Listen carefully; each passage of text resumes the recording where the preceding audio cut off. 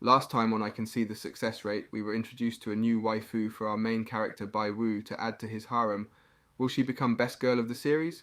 Find out in today's recap. Among the artifacts that capture the adventurous spirit of the young girl, Xiao Xiao, is a mesmerizing porcelain set recently acquired by Bai Wu. Little did Bai Wu know that this set held deep sentimental value for Xiao Xiao's beloved grandfather. Driven by her determination, Xiao Xiao approached Bai Wu, eager to make the porcelain set her own. But to her dismay, Bai Wu informed her that it had already been sold to another customer. Feeling disheartened and lost, Xiao Xiao found herself engulfed in a whirlwind of confusion, unsure which porcelain pieces were genuine. However, the compassionate shopkeeper tried to console her. He suggested that she apologize to her grandfather and let go of her desire for the porcelain set. But Xiao Xiao, being the resilient and headstrong girl she was, vehemently disagreed. She firmly believed that the porcelain was anything but fake, and she refused to give up without a fight. Little did she know, hidden within the delicate beauty of the porcelain set, lay a precious heirloom called Tang San Kai, cherished by her family for generations. To make matters worse, a mischievous man within the shop decided to taunt the shopkeeper. He boasted about selling a valuable bronze cup worth 600,000 for a measly 2,000. Adding insult to injury, he claimed to have sold a piece of porcelain worth a staggering 10 million for a mere 500,000. The shopkeeper's frustration grew, and Xiao Xiao's curiosity was piqued even further. Driven by her burning curiosity, Xiao Xiao began to inquire about the buyer of the porcelain set. Unbeknownst to her, Bai Wu was currently engaged in a meeting with an elderly gentleman, showcasing the porcelain pieces for a potential sale. To everyone's surprise, the old man revealed that he owned a centuries-old porcelain camel in his own home. Intriguingly, Bai Wu casually mentioned that a person named Wang had sold him the set, and coincidentally, he had been negotiating with someone named Wang.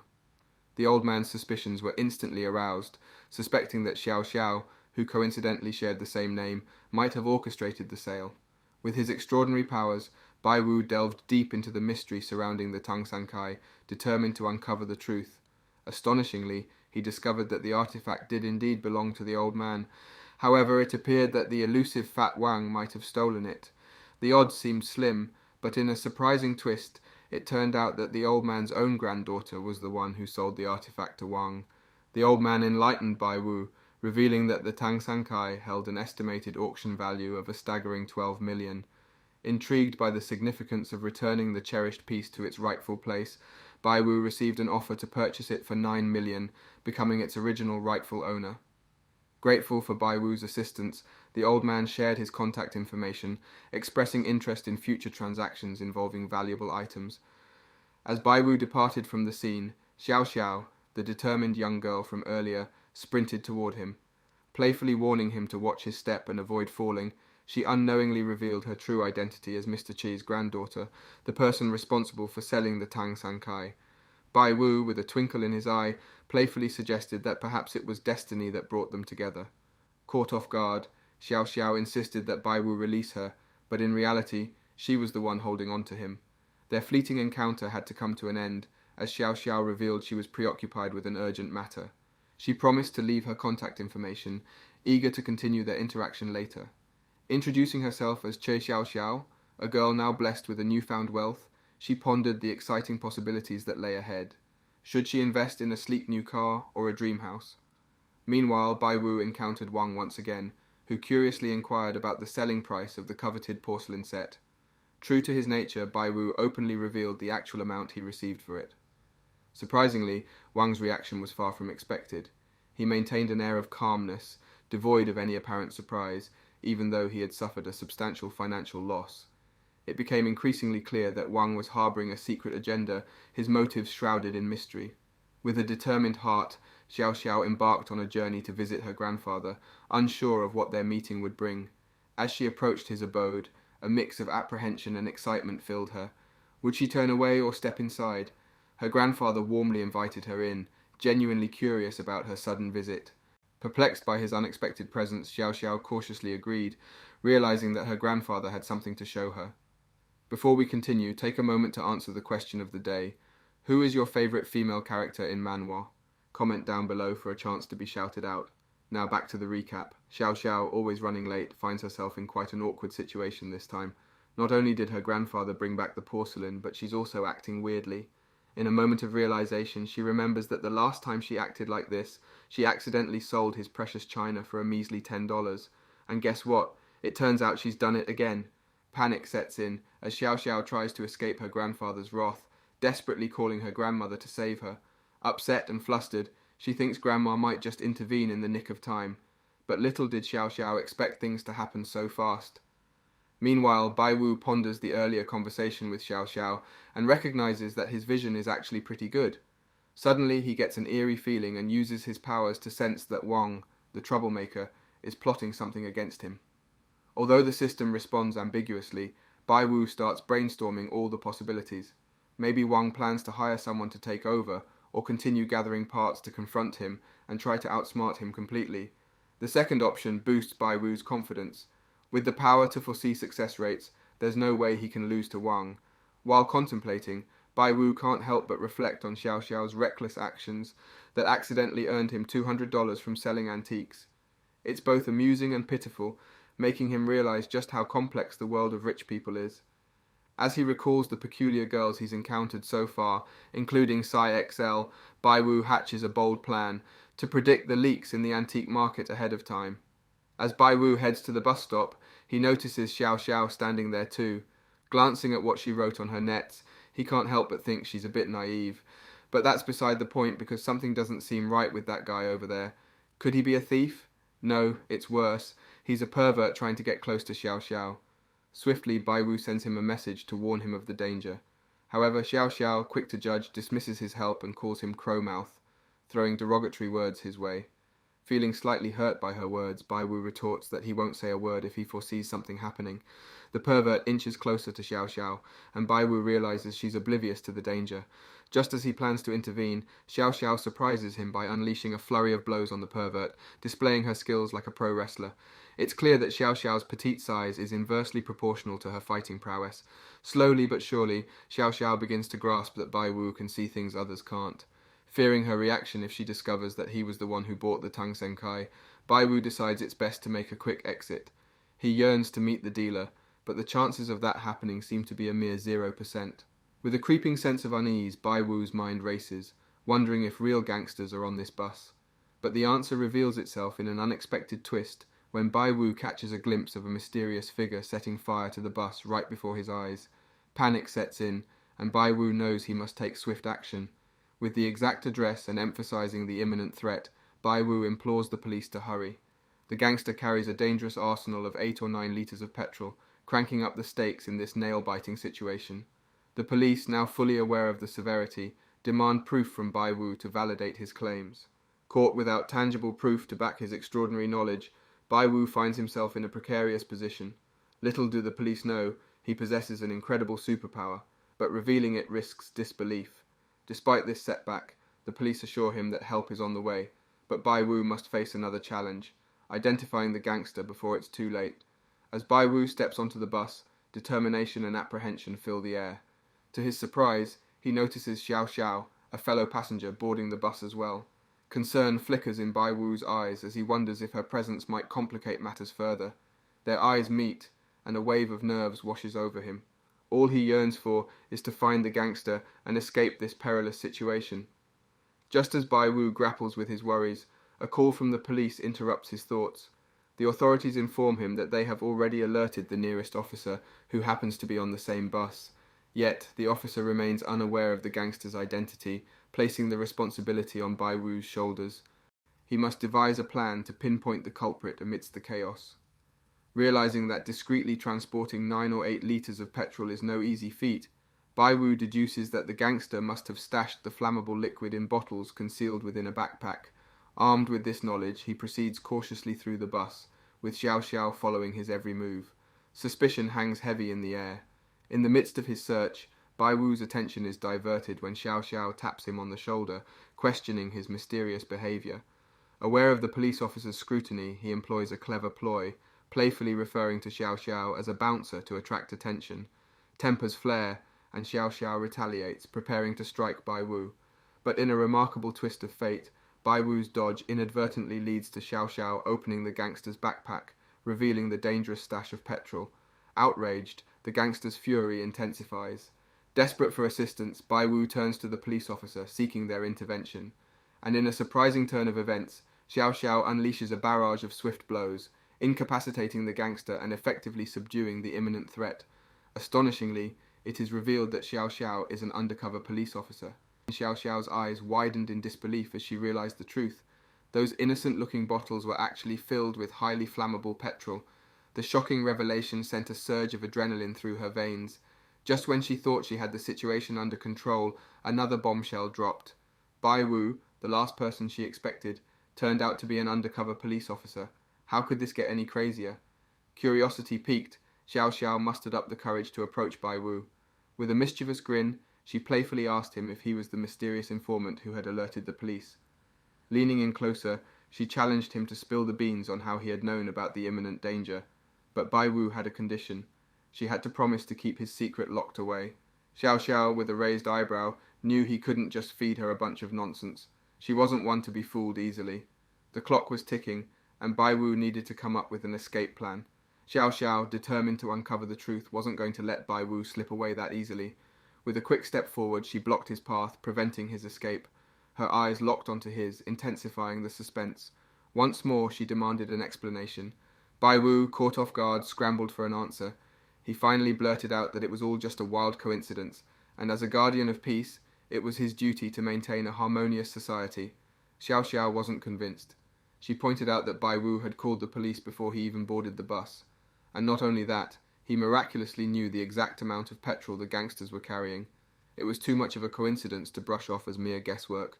Her mind whirled with possibilities as she contemplated taking him somewhere more private for a heart-to-heart conversation over a cup of tea. Bai Wu's heart raced. He could sense danger lurking. This girl was up to something, and it didn't seem like it would end well for him. Just when things were about to take a turn for the worse, a stroke of luck arrived in the form of Mu Yi-er. Coincidentally, his car had broken down, forcing him to send it for repairs nearby. Mu Yi-er, sensing the tension in the air, approached Bai Wu with a sly wink. The gears in his mischievous mind started turning, and an audacious plan took shape. Taking a deep breath, Bai Wu dramatically declared that he was actually Mu Yi-er's boyfriend. He launched into an over-the-top apology, feigning remorse for betraying Xiao Xiao's trust. The scene unfolded like a soap opera, capturing the attention of everyone around. The bystanders couldn't help but gossip about the juicy drama unfolding before their eyes. Bai Wu, with an accusatory finger pointed at Xiao Xiao, accused her of tormenting him and professed his undying love for his girlfriend, Mu Yi-er. It was a showdown straight out of a teen romance movie, with two girls fighting for one boy's affection. Mu Yi-er, playing her part flawlessly, joined the act to fend off Xiao Xiao's advances, protecting her boyfriend from any further disturbance. Yet, despite Bai Wu's theatrics, Xiao Xiao refused to back down. Determined and resilient, she shot Bai Wu a stern gaze, punctuating her determination by delivering a swift punch to his stomach. The impact echoed through the air, momentarily silencing the onlookers. With a final warning to be wary of Bai Wu's true nature, Xiao Xiao made her exit, leaving behind a trail of suspense and bewilderment. The punch had hurt, but it was a temporary resolution to the problem at hand. As for Mu Yi-er, she offered her assistance to Bai Wu as a gesture of gratitude for his past help, leveling the playing field between them. But the story doesn't end there. Our beloved red-headed Chongching, the embodiment of jealousy itself, had been silently observing from the shadows. The next day, Bai Wu hops into his brand new car, thinking to himself that if he keeps toying with those girls, he'll end up going nowhere. So he decides to steer clear of Chongching, avoid all the trouble, and focus on making some serious dough. All Bai Wu wants is money, after all. Off he goes to the antique place once again, but to his dismay, Wang is nowhere to be found. A fellow there informs Bai Wu that Wang went off to the countryside to buy some stuff. That means no treasures from Wang today. But hey, no biggie. He can still check out other stalls, or so he thought. Turns out the odds of finding any treasures that day were a whopping 0%. It's as if the universe was playing a prank on him. Bai Wu scratches his head, wondering why the system is showing him a different story than the day before, but he shrugs it off, determined to search nonetheless, oblivious to the fact that Chongching is hot on his trail. And just a few minutes later, something extraordinary catches Bai Wu's eye at a gentleman's stall, a genuine treasure. The man offers him a price of $3,000, or a 5% discount if he prefers. Bai Wu, feeling a bit cheeky, tells the man he'd prefer a 50% discount, and to his surprise, the man immediately agrees. It's as if the guy has no clue about the true value of the item. Bai Wu is on the verge of sealing the deal when, out of the blue, Ching swoops in and offers the man the original price of $3,000. The man jumps at the opportunity, leaving Bai Wu scrambling to convince him to sell it to him instead. He even offers $10,000, but Ching, not one to back down, raises her bid to $30,000. Now the stall owner realizes the item is more valuable than he thought, making it harder for him to sell. Feeling the pressure, Bai Wu goes all in with a bid of $50,000, throwing down the gauntlet and challenging Ching to surpass it. And guess what? Ching slams back with a jaw-dropping bid of $100,000. Bai Wu's attempt to outsmart her fails miserably. She sees right through his tricks. Defeated, Bai Wu has no choice but to admit his loss. Ching made her offer without breaking a sweat. It's clear she did it on purpose, but she's no fool to engage in a bidding war. The system seems to agree, but Bai Wu can't help but feel frustrated. The stall owner hands over the object to Ching, who quickly recognizes its genuine Ming Dynasty heritage, acknowledging Bai Wu's skills. From that point on, Ching tails Bai Wu like a shadow, sabotaging his every move at every stall they visit. She's doing it intentionally, and no one can stop her. However, she does offer Bai Wu a choice, either increase the price of his bids or settle for fake items. But money is no issue for her, so she doesn't bat an eye. Ching has dug deep into Bai Wu's background, even uncovering details about the car he purchased the day before. She playfully remarks how everything happened so suddenly for him. Bai Wu casually claims it was just pure luck, and that he earned that money legally, without engaging in any criminal activities. Ching reminds him of his previous claim that he could calculate everything. Based on her thorough investigation, Bai Wu was an ordinary person who didn't inherit any fortunes. She teases him, wondering what kind of shady tactics he used, and bluntly tells him that he'll never make it to the top. Ching goes as far as threatening Bai Wu, vowing to personally cut him off from his aspirations. She warns him not to even try to find an escape route, emphasizing his helplessness. This girl is crazy. Bai Wu confidently declares that Ching won't be able to stop him, but she fires back with a guarantee that she won't let him earn a single penny. The stakes are high as Bai Wu embarks on a strategic plan to outsmart Ching. Instead of making purchases, Bai Wu takes an unconventional approach. He engages in conversations with various vendors, leaving Ching puzzled by his actions. Little does she know, Bai Wu is secretly striking deals with each seller, ensuring that he buys out their entire stock. Ching believes Bai Wu is underestimating her, and just as he is about to seal the deal, she swoops in to try and claim all the items for herself. Bai Wu pleads with her to not go too far, but Ching is determined to thwart his every move. She had made it clear that he wouldn't earn a single penny, and she intends to stick to her word. Bai Wu attempts to reason with Ching, highlighting the sheer quantity of items available and reminding her that she can't possibly buy them all. He accuses her of relying solely on her words to intimidate him. This stings Ching's pride, and she responds by buying everything at an additional 10% markup. With an air of authority, Ching urges the salesman to act swiftly and demands an address for delivery. She mocks Bai Wu, believing she has outmaneuvered him despite his fortune-telling skills. However, Bai Wu's smile reveals his secret triumph. He had struck a clever agreement with the sellers, ensuring they split the profits with him. Some sellers had already transferred the money to his account. Ching, now looking foolish, becomes infuriated with Bai Wu. Bai Wu cunningly conspired against Ching, defying her declaration that he wouldn't earn a single penny. He taunts her as she storms off in anger, relishing in his victory. As Ching retreats, Bai Wu smugly tells her to leave slowly. However, his moment of triumph is short-lived, as he receives a shocking system update that leaves him completely stunned. Bai Wu, the newly rich protagonist, is a little on edge despite his fortune. He's worried about Ching and her family's potential mischief. But hey, the upgraded system he possesses seems to be a mysterious enigma. Will it actually make a difference? That's a puzzle for later. Right now, Bai Wu is confident in his skills and strength, yet he lacks connections with powerful individuals. To rake in the big bucks, he needs to expand his network, but how on earth can he make that happen? Suddenly, a dapper gentleman approaches Bai Wu. It's none other than Ching's butler. Bai Wu assumes Ching sent him for protection, but it turns out to be a delightful mix-up. The butler reveals that Ching actually wants to apologize by inviting Bai Wu to a star-studded celebrity gathering. This news is odd since it doesn't align with Bai Wu's understanding of Ching's character. However, Bai Wu realizes that attending this event presents a golden opportunity to meet influential and affluent personalities. It's the perfect chance to expand his network, so he agrees without hesitation. An hour later, Bai Wu arrives at the event, where Chongching warmly welcomes him and introduces him to an array of famous individuals. He can't help but feel a tad nervous standing face to face with these renowned personalities. Chongching, mischievous as ever, teases him about his apparent discomfort in the presence of the elites. To overcome his jitters, Bai Wu cleverly imagines these celebrities using the restroom. Instantly he feels at ease. Taking advantage of this newfound confidence, he introduces himself to the celebrities, much to Chongching's surprise. She realizes Bai Wu has shed his nerves within minutes. As they all sit down, Chongching expresses her astonishment at Bai Wu's ability to converse with the stars.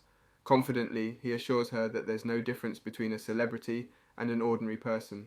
Chongching playfully hints that he'll soon discover the truth. In a thrilling turn of events, a bald gentleman initiates a discussion about a charity auction. Chongching possesses a priceless Ming Dynasty porcelain plate and entrusts it to Bai Wu, given his expertise in antiques.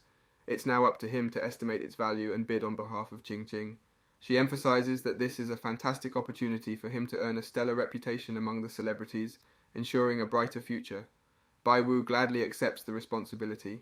With a guaranteed successful auction and the system at his disposal, Bai Wu feels invincible. He agrees to participate in the auction. As the charity auction nears its grand finale, Bai Wu gears up for his big entrance. Yet he notices Chongching giving him a peculiar look. Something seems off. Bai Wu's instincts tell him that there's a trick up her sleeve. Curiosity piqued, he proceeds to introduce himself to the crowd, eager to see what Chongching has concocted. And that's when it hits him. The auction item turns out to be a roll of toilet paper. The crowd was in disbelief as they stared at the most unexpected item up for bidding. Toilet paper. Yep, you heard that right, folks. Who in their right mind would think of auctioning off toilet paper? But hold on tight, because there's more to this story than meets the eye. Bai Wu, our clever protagonist, already had a hunch that things weren't going to be that simple. He knew there was a twist brewing, and boy was he right. You see, Bai Wu had spotted Chongching's sneaky moves. He wondered when she swapped the actual items right before she dropped her earring, and he kindly picked it up. Talk about an elaborate plan. But our hero wasn't fooled. In that split second, he caught a glimpse of the real deal. It was genuine, no doubt about it. Bai Wu couldn't let this slide. He had to find a way to save the day. Enter the bald man with a witty remark. If you're feeling the call of nature, my friend, now's the time to go. Meanwhile, Chongching watched with a mischievous smile, enjoying the unfolding drama. But Bai Wu knew better than to flee. He couldn't bear the thought of being looked down upon by Chongching, and the embarrassment would haunt him forever. Nope, he had to turn the tables and come out on top. The crowd urged him to leave, thinking he had nothing to show, but our hero wasn't giving up just yet. The bald man insisted that Bai Wu step down from the stage, but he couldn't afford to do that. He had to hold on a little longer because he knew the success rate of this auction was 100%. There had to be a way out, and Bai Wu had full confidence in his abilities.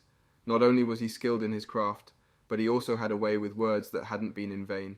He declared to everyone that this seemingly ordinary roll of toilet paper was in fact a precious gift. As Bai Wu's heartfelt performance unfolded, Chongching's smile slowly faded. But he couldn't steal the spotlight for long. Bai Wu continued to weave his tale, revealing a deeply personal story. When he was just a young boy, he cried a lot and became the target of laughter. To comfort him, his parents gave him a unique gift, a roll of toilet paper. Yes, you heard it right again, folks. That roll was meant to wipe away his tears. Tragically, his parents passed away, leaving behind a mountain of debt and that single roll of toilet paper as their only inheritance. Bai Wu reminisced about his father's words, urging him to be strong in the face of life's struggles. But the weight of his emotions overwhelmed him, and he longed to tear off a piece of that paper to wipe away his tears. Yet he reminded himself to stay strong and persevere, and so he brought that very roll of toilet paper to this incredible auction. Now hold your horses. Before you get all sentimental, it's time to reveal the truth. Yes, folks, the whole story was a lie. Bai Wu presented the roll of toilet paper as a symbol of his personal struggle, and at this pivotal moment, he was willing to auction it off for charity. Chongching was left stunned in a not-so-good way by this unexpected turn of events. But guess what? The atmosphere in that room was electric, and Bai Wu's words seemed to have no effect, or so it seemed. Because there was one person who found the story utterly fascinating and was ready to shell out a whopping 100 million for that roll of paper. Talk about a done deal. And just like that, the auction came to a close. Bai Wu had done it. No wonder he possessed the power to see the success rate and outsmart everyone. He had triumphed over Ching's evil intentions once again. Sure, she tried to play it off as mere luck, but she warned Bai Wu that the next encounter wouldn't be so easy. While Bai Wu had saved her reputation, his dreams of rubbing elbows with celebrities seemed to fade away. Without Ching around, nobody paid attention to him. So our hero resolved to work hard and make some serious cash. Because let's face it, money brings status and dignity, right? But wait, there's a twist in this twist. As Bai Wu ponders his next move, he realizes that the guy who bought his precious roll of toilet paper is none other than Mu Yi-er's acquaintance. Bai Wu uses the system and stumbles upon a revelation. Mu Yi-er and that mysterious guy are not only in business together, but they're also planning to get married. As Bai Wu contemplates how the system suddenly became so astute, possibly due to an upgrade, he finally comprehends why Mu Yi-er treated Ching the way she did. The world of the wealthy is undoubtedly intricate and not a realm he wants to navigate any longer. Bai Wu firmly believes that making money with a peaceful mind is a serious affair. Hence, he resolves to seek an assistant within the antique circle, the only circle he's truly acquainted with. However, amid his musings, Bai Wu finds himself still missing the enigmatic Wang the seller, wondering if he has stumbled upon any remarkable treasures lately. And what does the system have to say? Well, it discloses that there are indeed treasures to be unearthed from Wang. This piques Bai Wu's curiosity even further, since Wang always seems to have exceptional items, yet somehow he's the one reaping the fortunes. Collaborating with Wang, who boasts an excellent reputation in the antique circle, emerges as a tantalizing possibility. Having Wang as his assistant could prove instrumental for Bai Wu's future endeavors in the antique realm. The very next day, filled with anticipation, Bai Wu pays Wang a visit. To his dismay, Wang claims to have nothing for sale, but Bai Wu reassures him that he's only there to discuss potential cooperation. Recognizing Wang's uncanny knack for acquiring remarkable artifacts and Bai Wu's innate ability to discern their value, he sets out to persuade Wang that their partnership could be truly extraordinary. With an earnest proposal, Bai Wu suggests selling items together and splitting the profits evenly, 50-50. However, Wang, skeptical of the need for such collaboration, questions why he should join forces with Bai Wu when he's been in the business for so long and is well versed in its intricacies. Trust doesn't come easily to Wang, and he suspects Bai Wu might be there merely to embarrass him once again. In a fit of frustration, Wang angrily instructs Bai Wu to leave. Aware that pushing any further would only incite Wang's ire, Bai Wu tactfully retreats, confident that another opportunity to discuss collaboration will present itself. Just as Bai Wu is about to depart, he notices a pair of individuals approaching Wang. Intrigued, he wonders if they're looking to buy or sell something. To his astonishment, they unveil the 7-star cow sword, a relic of great significance. Bai Wu's inquisitive mind immediately questions its authenticity, and lo and behold, it turns out to be a forgery, much to no one's surprise. These cunning individuals aim to take advantage of Wang's naivety. Bai Wu, captivated by the counterfeit aspects of the sword, can't help but wonder what precisely makes it fake. Wang, having thoroughly examined the sword, smugly assumes that everything is in order, proudly flaunting his expertise in the business. Mistakenly assuming Bai Wu's interest in purchasing the sword, Wang lashes out at him. Swiftly correcting the misunderstanding, Bai Wu proposes a daring wager to Wang. If he can prove that the sword is indeed a fake, then Wang must agree to collaborate with him in the future. Unconvinced by these terms, Wang initially rebuffs the proposition. Undeterred, Bai Wu casually inquires about the item's price, a staggering $500,000. Sensing an opportunity, Bai Wu confidently assures Wang that if his suspicions are proven wrong, he'll pay 10 times that amount. With a mix of curiosity and skepticism, Wang hands Bai Wu the sword, urging him to swiftly expose the alleged forgery. Bai Wu scans his surroundings until he spots a suitable object to strike the blade with, leaving everyone present utterly flabbergasted. And there it is, the gem dislodges, inciting Wang's anger. However, Bai Wu's mischievous maneuver reveals a secret beneath the gem, a hidden QR code, unequivocally exposing the sword's counterfeit nature. Armed with irrefutable evidence, Bai Wu calmly asks Wang if he's now willing to join forces and embark on a fruitful collaboration. Wang fearlessly confronts the scheming individuals who sought to cheat him. Ready to teach them a lesson, he charges forward, but alas, they swiftly scamper away in terror. Intrigued by this escape, Wang turns to his trusted companion Bai Wu, seeking answers. How did he know that the knife was a fake? Could it be that Bai Wu was behind the devious plot? Curiosity piqued, Wang confronts Bai Wu, convinced of his involvement in the elaborate ruse. However, Bai Wu, with a mischievous glint in his eye, assures him that if he possessed a treasure as grand as the legendary 7-star sword, he wouldn't be seeking collaboration. A cryptic question hangs in the air. Does Wang truly desire to uncover the truth behind Bai Wu's knowledge? At this moment he hesitates, not yet ready to face the revelations. Will Bai Wu be able to set up a deal? Will our girl Xiao Xiao appear again? Keep your eyes peeled for part 3. Don't forget to like and subscribe for more awesome recaps like this.